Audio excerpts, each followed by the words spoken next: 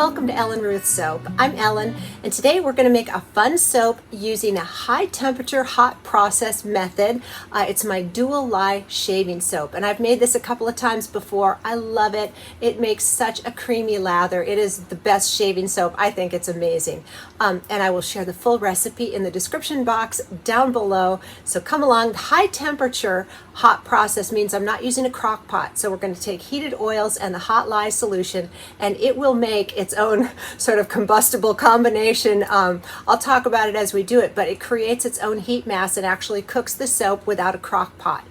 You can do regular soap this way, but today we're doing shave soap because I have these little stainless steel shaving mugs. I love to fill these up, and I sell the little mug filled with shaving soap, and then I have extra batter I fill my mugs, and then I'm going to make a round PVC mold of pucks, refillable pucks. So when you use the soap up that's in the mug, you can get a new shaving puck and pop it in the mug and keep using the mug. So it's, you know, kind of reusable, sustainable packaging. I love it. And so for the fragrance, let's talk about that. I'm going to be using tobacco leaf and amber from Be Scented. These are my little notes that I write on all of my fragrance bottles if they don't have the stuff written on there.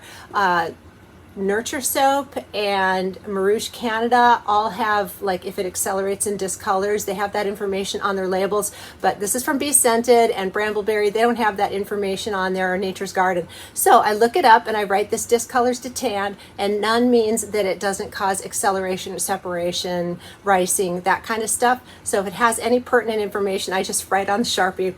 It's, you know, it helps me, so I don't have to look up each fragrance every time I do it. So whenever I buy like a haul of fragrances, I'll just sit at the computer and look up the reviews and kind of remember, have I used this before, and I'll write my notes on there. So it's my little cheater method. But tobacco leaf and amber, it's very masculine, but I love it. By the way, this shave soap is perfect for us ladies too. So if you are a shaver lady, legs, whatever, it's so creamy, it's great, and I think this fragrance is divine. So I will use this shave soap for myself as well as my husband. He loves it. He likes the old-fashioned wet shave. He's got the brush and, you know, the whole thing. I love it. It's kind of a subculture, actually, wet shavers. It's a thing. So this shave soap is excellent. I'm looking forward to making this. I got to get everything pulled together. One of the special things about this shaving soap, it is a dual lye shaving soap. So we'll be using potassium hydroxide and sodium hydroxide. And the potassium hydroxide is used in liquid soap making. It creates a little bit softer of a bar, but the pucks are hard. I don't know how else to describe it. Sodium hydroxide makes a hard, you know, knock on wood, hard kind of bar. Potassium hydroxide is a softer soap.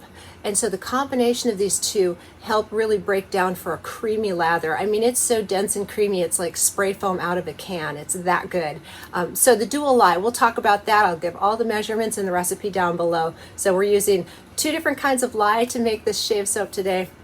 So again, let me get everything pulled together, and I will take you step by step through how to make a high temperature hot process soap. All right, we are back, and I've got this big ginormous stainless steel pot here that I'm going to mix in because you want a lot of room when you add your dual lye oil, or when you add your dual lye solution to the oils, it can really rise up. So have a really big pot to mix in. That's key. And I have my hot plate back here. After I get all the oils in here, we'll warm it up and melt them down on my hot plate. So right now we need to get everything measured off. Again, I'm making a really big batch. You don't have to do it as big as I do. I will leave this recipe in percent form as well as the amounts I'm doing today, but I'll also leave it in percent form so you can size this recipe however you like. But what I've got going on in here right now is 48 ounces of stearic acid. So that's in here, and now I've got to do coconut oil. All right, let me tear my scale out. I need 12 ounces of coconut oil.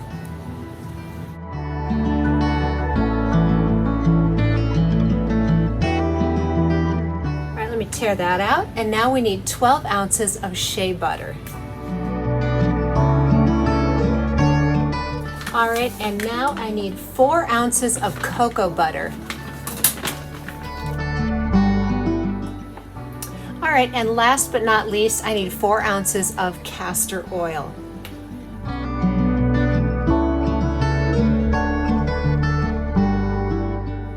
Okay, here are all the oils and butters. That cocoa butter smells so good. Now, let's get this over on our hot plate here. I'm going to turn this up, get it all melted, and while this is melting, I'm going to push this back. We'll go ahead and get our lye solution made. So the first thing we have to do is weigh out our sodium hydroxide and our potassium hydroxide, but I got to get some gloves on first. All right, we're back and it's time to measure our lye. So the first one I have here is my sodium hydroxide, and this is the kind of lye that I use to make my regular bar soaps, and I need 4.4 ounces of sodium hydroxide. And I will leave a calculator for Dual Lye soaps and all the information down below in the description box for if you want more information on how you would figure out the lye concentration on a Dual Lye. It'll all be down in the description box. All right, that's the regular lye. Now we have potassium hydroxide, and I got this on Amazon, but I have gotten potassium hydroxide from, oh gosh, I think Wholesale Supplies Plus, and there's several different places to get it. This one's from Amazon though, and I need 9.2 ounces of potassium hydroxide.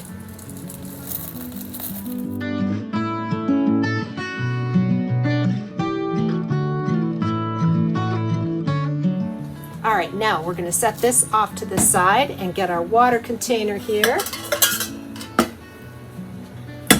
And tear this out. And now I need 37 ounces of distilled water.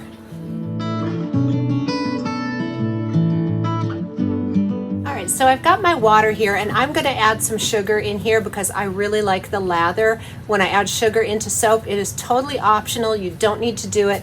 I just really love the lather when I add sugar. So I'm going to go ahead and add, this is a 2 tablespoon scoop, and whoops, if I can get it. All right, this is a 2 tablespoon scoop, and it's about full, so just a little shy of 2 tablespoons. And I'm just going to stir this around until it's fully dissolved, and then we'll add some silk fibers in here too, because I just love how the silk fibers add a sheen and a gloss to the lather, and they really do give a silky kind of glide, and I really want this shave soap to have just that beautiful, luxurious lather feel. So that's why I add these. Again, the sugar and the silk, totally optional, so you don't have to add it at all. It won't change the recipe volume or the percentages. They're just extra. Okay, the sugar is dissolved in here, and so now it's time to add my silk fibers. And it's so featherweight, I can't tell you a weight on this. I've talked about this before. When I add silk, I'm just going to have to kind of guesstimate to you. I just grab a pinch. I don't know how else to describe it. It's weightless. It's so fine. There's no weight to this. So anyway, a pinch. You can snip it up and put it in here. I like to just kind of spread out the fibers so they're real spread out, and I sink it down with my spatula. And now it's time to add the lye crystals, both kinds, into the water here, and it will melt that silk. The heat mass will build up so quickly, it'll melt that silk right down, and it's just beautiful. There we go. And you want to stand back. You definitely don't want to breathe the fumes on here, and it's going to get very, very hot. And so as these are melting, this will stay nice and hot, and that's part of the high temperature hot process, is the heat from the melted oils and the heat from the lye is what's actually going to do the cooking when we pull this pot off the burner there. So you can see there's a little bit of the silk fibers there. I'm going to keep stirring and you'll watch it just disappear.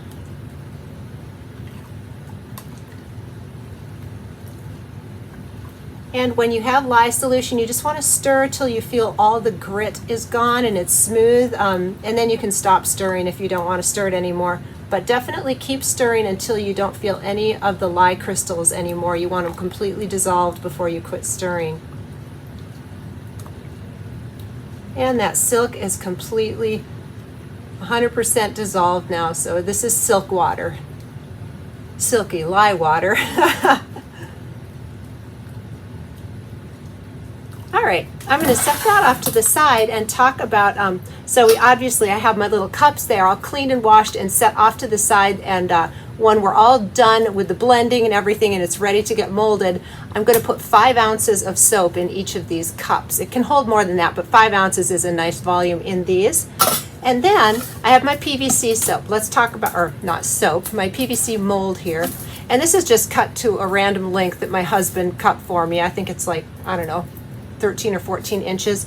And I have one of these caps. I put saran wrap, that peel and stick saran wrap on the bottom, and then I put the cap on there, and that'll hold it nice and tight when I plop the soap down in here. And this soap is thick. It's a hot process soap, so it's not really fluid. So I'm gonna have to really bop this down to get it to sink down.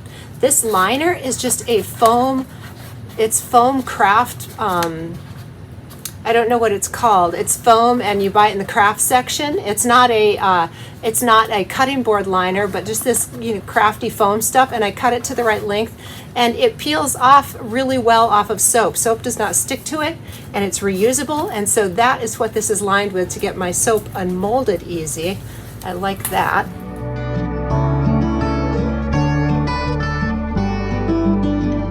Well, the oils continue to melt here. I figured I'd talk about the very last phase. So after we add the lye in here and get it stirring and we get to a nice glossy stage where the cook is going on and everything, we're going to add the fragrance and glycerin. And this is the glycerin I'm using today. It's just a vegetable glycerin. I got it from Soaper's Choice.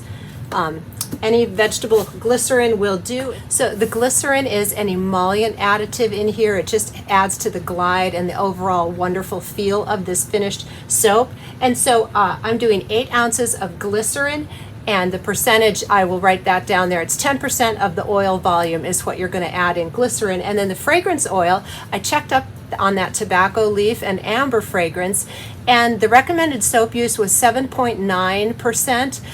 Anytime it's more than 5%, I pretty much default back to 5% is what I like to fragrance at, unless it recommends less than that. So I'm doing 5% fragrant oil, so it's 7 ounces of fragrance, 8 ounces of glycerin in here, and this will be added at the end. So just wanted to tell you all that. Now we just have to wait for these oils to finish melting. All right, we're back. The oils are all melted here. Let me take the temperature and show you where we're at in the oils. 183.9, and this is Fahrenheit here in the US. And let's come over here to our lye solution that's been sitting for a little bit, and we're at 134.7.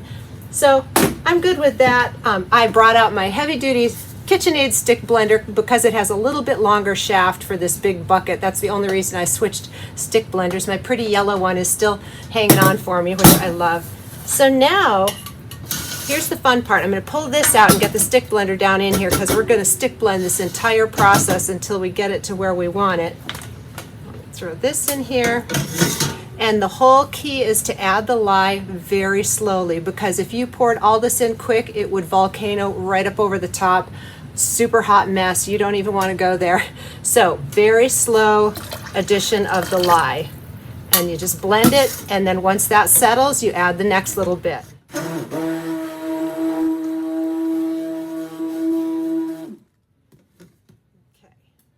I'm just going to keep going like that. I'll fast forward through this process, but that's how we're going to proceed.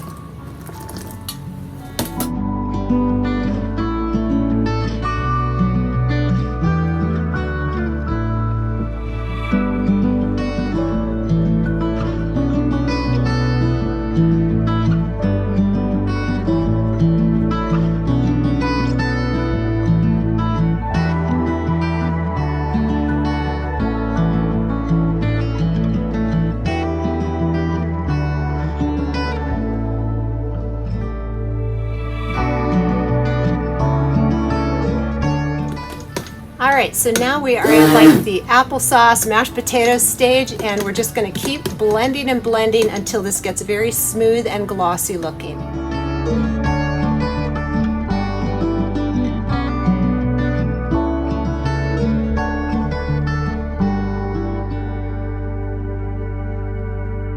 There we go. We've got a little bit of gloss going on, so I'm going to go ahead and add my glycerin and fragrance, and just be careful blending this in because this is so thick it can whip little bits out, so be cautious.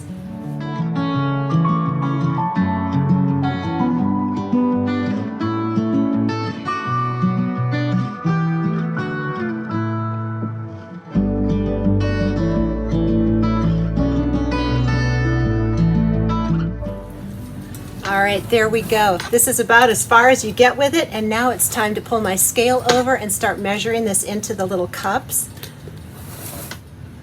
Okay, and my goal is to put about 5 ounces in each cup.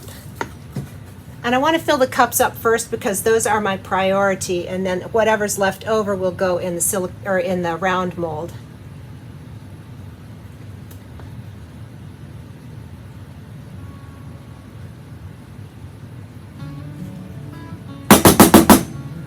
There we go.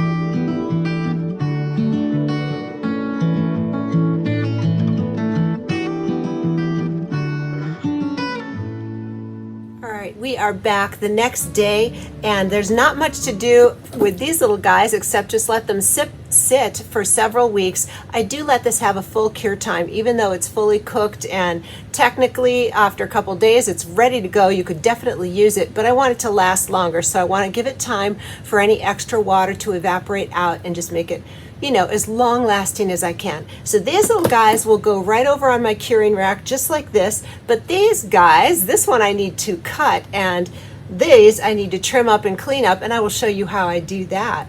So, and then after I get this cut, we will give the total on how much we got from this batch of soap. But right now, let me push these off to the side and get these little guys out of here. This one was just all the extras I scraped from the big pot when I got done, and so I will do a lather test on this in a few days. But so it's a little, you know, a little rustic looking, but it's still awesome soap. So I'll show you what I do with these guys. So here's the puck, and it has a rough edge on it.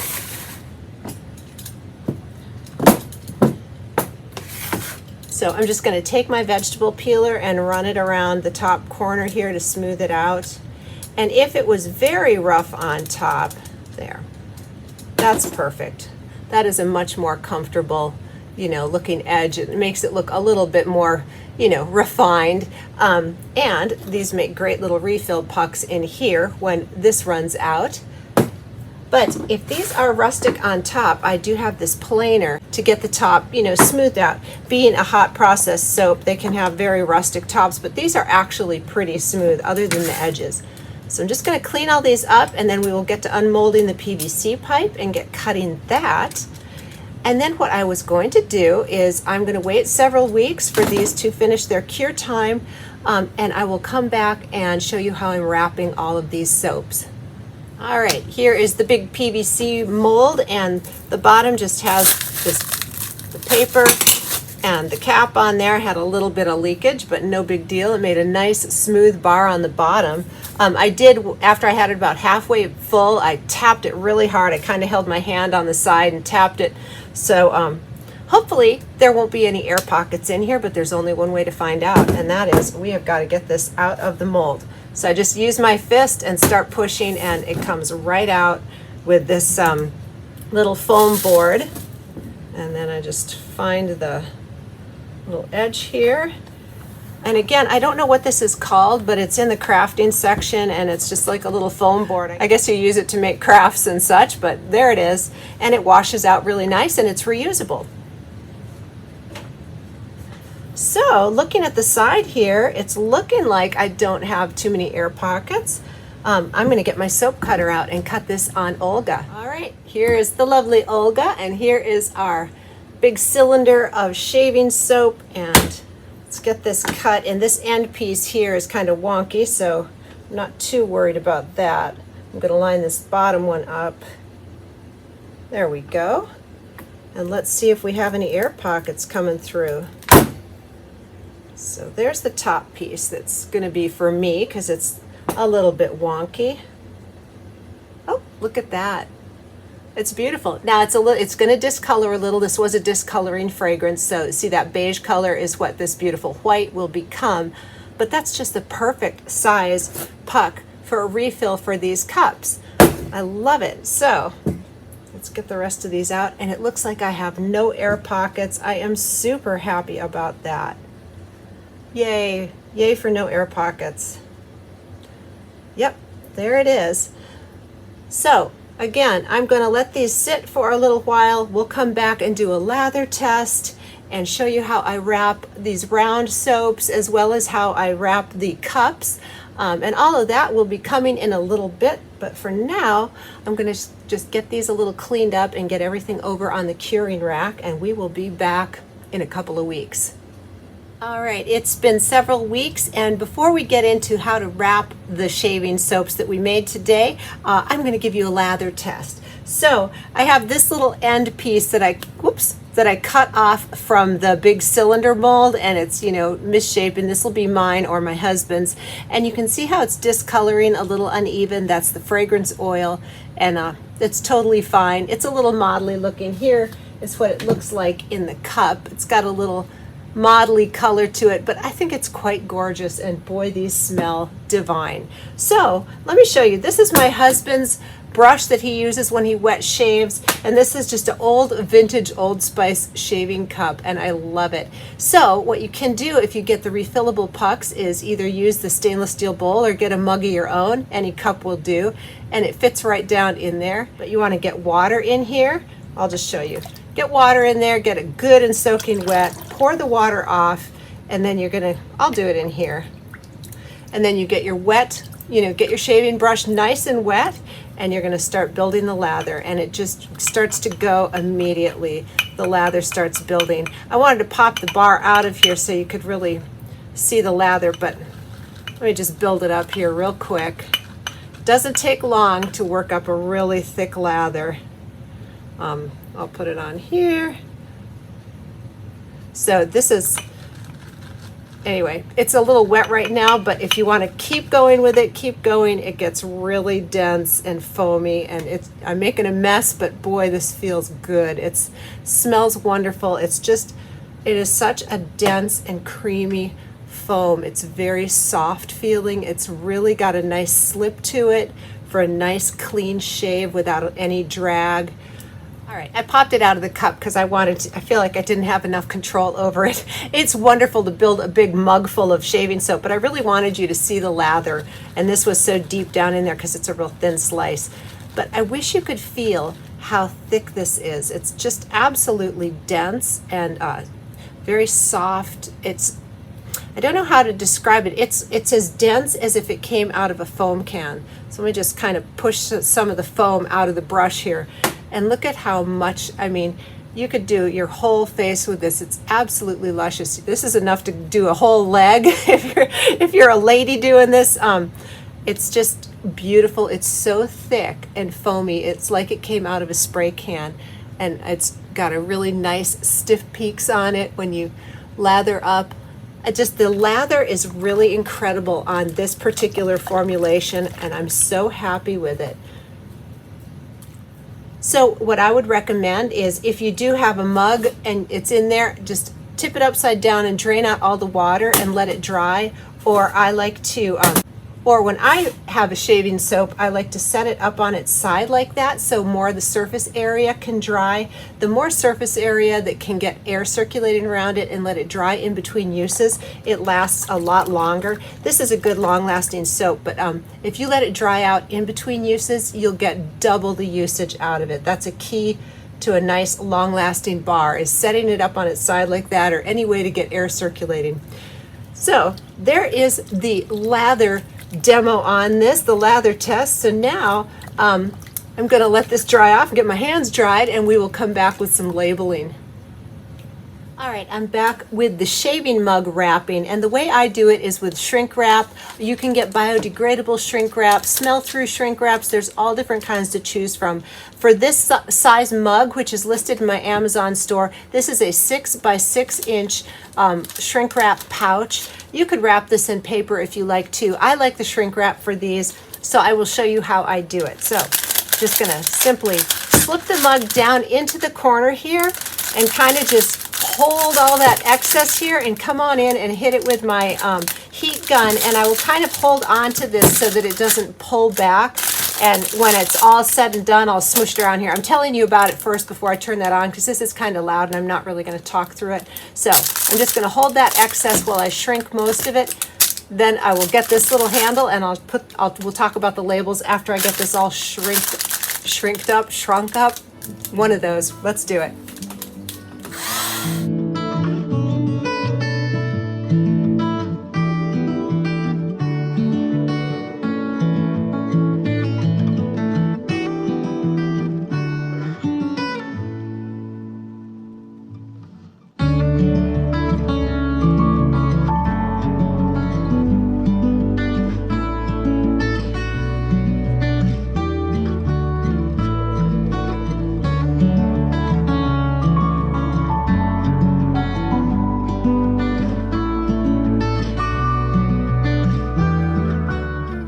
All right, we've got these two shrink wrapped. It makes a nice protection barrier on there.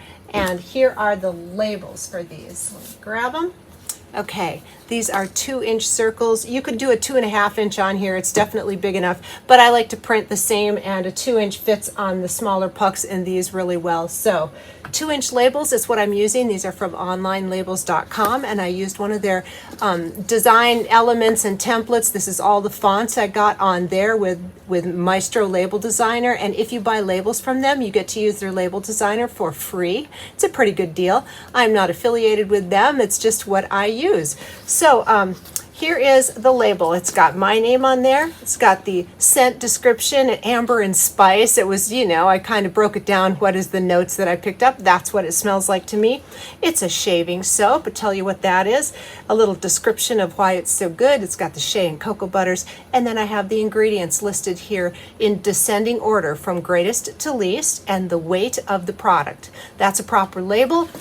So we're going to take it off. These are just peel and stick. I love them. And I always try to decide if you're right-handed or left-handed, which way I want the label to go. So this is my big decision. Do you want it facing that way? I'm going to put the handle on the right and put this smack dab in the center because that's how I would use it. And there it is.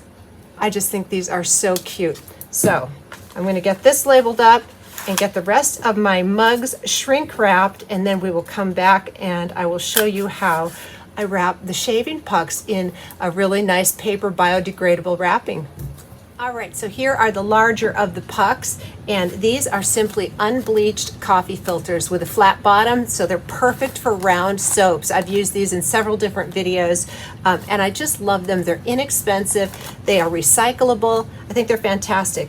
And then I like to, just for a design element, I have this paper tape. I think it's a painter's tape, but it's not the blue. Anyway, it's a craft paper tape, and I think it's really pretty on the packaging, and it helps hold everything in place. So I like my paper tape. You don't have to use this. The label alone will hold, seal this up. So this is just something added because I think it looks pretty, but you don't need this.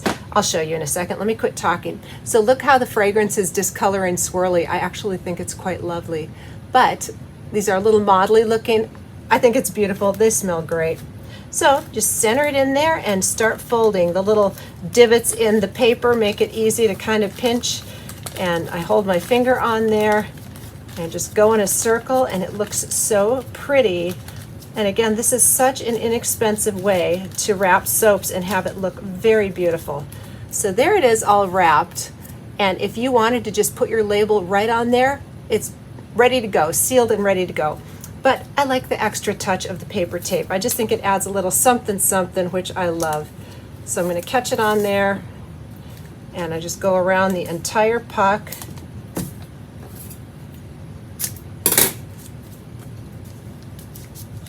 And then I put my label on. And again, same information except a different weight on here for these little guys. And when I put the weight on my labels, I try to underestimate them. In other words, if I put on here 3 ounces, these are actually 3.5 ounces or next to 4 ounces, but I like to underestimate. I always want you to get more than you think you're getting instead of less than you think you're getting. So that's something to note when you put weights on things, And also, talking about weights, on the mugs here. You can't include the mug in your weight. It's the product inside that you are selling, and so the weight has to be the product inside. And I weighed these at a generous 5.5 to 6 ounces. So think about that when you're weighing any kind of product that's in a package. It's just the product inside that is the weight on the label, if that makes sense. So anyway, here they are. Here's the mug, here's the puck, and I think they're fantastic. And I really like the packaging on these. So once you use up all the soap in here, you can get a refill. It's perfect. I hope you enjoyed today's video, and I hope you give the recipe a try. And if you do, let me know how you like it. I would love to hear back from you all. Thanks for joining me, and I hope you have a wonderful day.